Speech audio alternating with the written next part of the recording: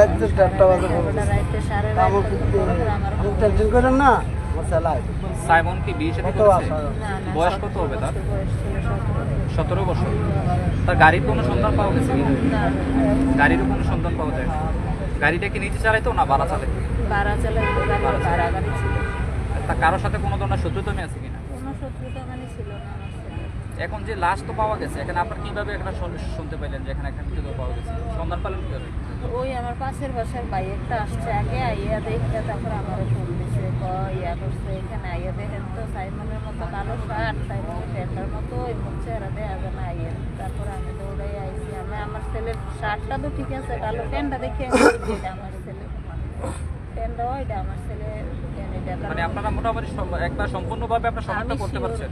আমি শিওর, কারণ আমার ছেলের চুলগুলো লম্বা লম্বা, এই চুলগুলো দেখলাম লম্বা লম্বা চুলগুলো, অনেক বড় বড় চুল।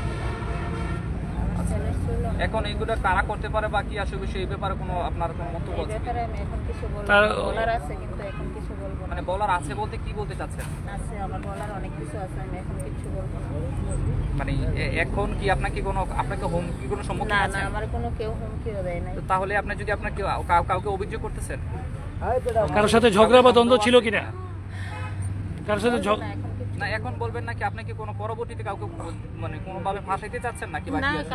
কাউরে ফাঁসাবো না, কেন ফাঁসাবো আমি? তাহলে আপনি আমাকে যদি কেউ সন্দেহ থাকে বলেন, এখন প্রশাসন তো এখন আপনার সাথে আছে, যেহেতু এত বড় ঘটনা ঘটছে একটা, কিছু বলবো না আমি। মানে আপনি হাইট রাখতে চাচ্ছেন, এটাই তো? হ্যাঁ। জি, আচ্ছা ঠিক আছে, ধন্যবাদ আপনাকে। দর্শক, একটু আপনাদেরকে দেখানোর জন্য চেষ্টা করেছিলাম যে কুমিল্লার মুরাদনগরের যে আসলে